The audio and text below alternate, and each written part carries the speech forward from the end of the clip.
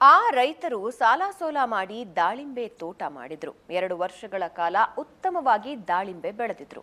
ಆದರೆ ಈ ವರ್ಷ ಮಳೆರಾಯನ ಸಿಟ್ಟಿಗೆ ಬಲಿಯಾಗಿ ಇಡೀ ತೋಟದ ತುಂಬಾ ಬೆಳೆದು ನಿಂತ ದಾಳಿಂಬೆ ಹಣ್ಣು ಭೂತಾಯಿ ಪಾಲಾಗಿ ಹೋಗಿದೆ.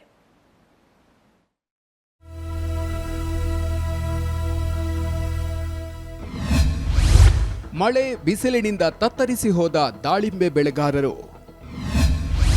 ಮಳೆಯಿಂದಾಗಿ ಜಮೀನಿನಲ್ಲೇ ಬಿದ್ದ ದಾಳಿಂಬೆ ಹಣ್ಣು. ಕೈಗೆ ಬಂದ ತುತ್ತು ಬಾಯಿಗೆ ಬರಲಿಲ್ಲ ಎಂಬ ಗಾದೆ ಮಾತಂತಾಗಿದೆ ರಾಯಚೂರು ದಾಳಿಂಬೆ ಬೆಳೆಗಾರರ ಪರಿಸ್ಥಿತಿ. ಇನ್ನೇನು ಕಟಾವಿಗೆ ಬಂದಿದೆ, ಲಕ್ಷಾಂತರ ಹಣ ನೋಡ್ತೀವಿ ಅನ್ಕೊಂಡಿದ್ದ ರೈತರಿಗೆ ಮಳೆಯೇ ವಿಲನ್ ಆಗಿ ಕಾಡಿದೆ.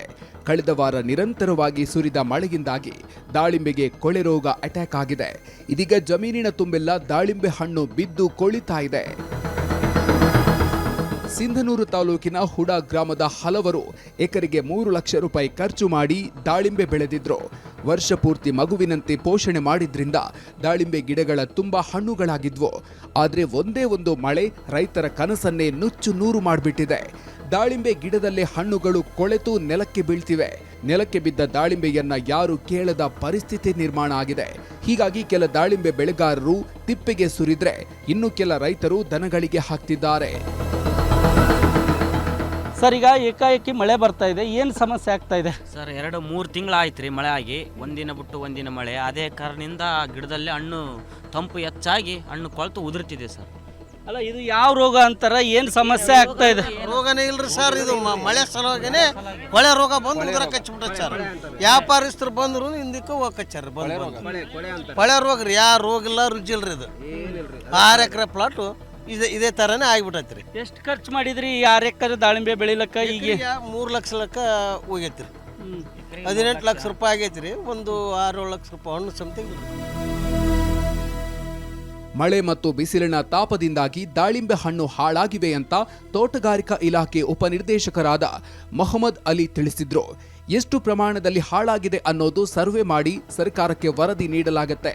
ಆ ಬಳಿಕ ರೈತರಿಗೆ ಸಹಾಯಧನ ಸಿಗಬಹುದು ಅಂತ ತಿಳಿಸಿದ್ರು. ಈಗ ಏನು ಮಳೆ ಬರ್ತಾ ಇದೆ ಆವಾಗಿನಿಂದ ಏನಿದೆ, ನಮ್ಮ ಇಲಾಖೆಯ ರೈತ ಸಂಪರ್ಕ ಕೇಂದ್ರದ ಅಧಿಕಾರಿಗಳು, ಸಹಾಯಕ ತೋಟಗಾರಿಕೆ ಅಧಿಕಾರಿಗಳು ವಿಸಿಟ್ ಮಾಡ್ತಾ ಇದ್ದಾರೆ. ಇದನ್ನು ಸರ್ವೆ ಮಾಡ್ತಾ ಇದ್ದಾರೆ. ಅದು ಏನಿದೆ ಜಂಟಿಯಾಗಿ ಸರ್ವೆ ಮಾಡಿ ಅದನ್ನು ಒಂದು ರಿಪೋರ್ಟು ಏನು ನಮಗೆ ಕೊಡ್ತಾರೆ. ಆ ಬೆಳೆಗಾರರ ಒಂದು ಲಿಸ್ಟನ್ನು ಅವರು ತಹಸೀಲ್ದಾರ್ ಆಫೀಸಿಗೆ ಒಂದು ಕೊಡ್ತಾರೆ. ಅವಾಗ ಏನೈತಿ, ನಾವು ಅದನ್ನು ಕ್ರೋಢೀಕರಿಸಿ ಜಿಲ್ಲಾ ಮಟ್ಟದಲ್ಲಿ ನಾವು ಜಿಲ್ಲಾಧಿಕಾರಿಗಳಿಗೆ ವರದಿಯನ್ನು ನೀಡ್ತೀವಿ. ರಾಯಚೂರಿನಲ್ಲಿ ಬಿಸಿಲು ಹೆಚ್ಚಾಗಿ ಇರುತ್ತೆ ಅಂತ ಭಾವಿಸಿ ರೈತರು ದಾಳಿಂಬೆ ಬೆಳೆ ಮಾಡಿದ್ರು. ಆದರೆ ಮಲೆನಾಡಿನಂತೆ ಮಳೆ ಸುರಿದು ಲಕ್ಷಾಂತರ ರೂಪಾಯಿ ಖರ್ಚು ಮಾಡಿ ಬೆಳೆದಿದ್ದ ದಾಳಿಂಬೆ ಬೆಳೆ ಕಣ್ಣ ಮುಂದೆಯೇ ಹಾಳಾಗಿ ಹೋಗ್ತಿದೆ. ಹೀಗಾಗಿ ದಾಳಿಂಬೆ ಬೆಳೆಗಾರರು ದಿಕ್ಕು ಕಾಣದೆ ಕಂಗಾಲಾಗಿ ಪರಿಹಾರಕ್ಕೆ ಸರ್ಕಾರಕ್ಕೆ ಮನವಿ ಮಾಡಿದ್ದಾರೆ. ಸರ್ಕಾರ ದಾಳಿಂಬೆ ಬೆಳೆಗಾರರತ್ತ ಕಣ್ಣು ತೆರೆದು ನೋಡಿ ಪರಿಹಾರ ನೀಡಿದರೆ ಒಳ್ಳೆಯದಾಗುತ್ತೆ ಅನ್ನುವಂಥ ಮಾತುಗಳು ರೈತರಿಂದ ಕೇಳಿ ಬರ್ತಾ ಇದೆ. ರಾಯಚೂರಿಂದ ಕ್ಯಾಮ್ರಾಮನ್ ಶ್ರೀನಿವಾಸ್ ಜೊತೆ ಜಗನ್ನಾಥ್ ಪೂಜಾರಿ, ಏಷ್ಯಾನೆಟ್ ಸುವರ್ಣ ನ್ಯೂಸ್.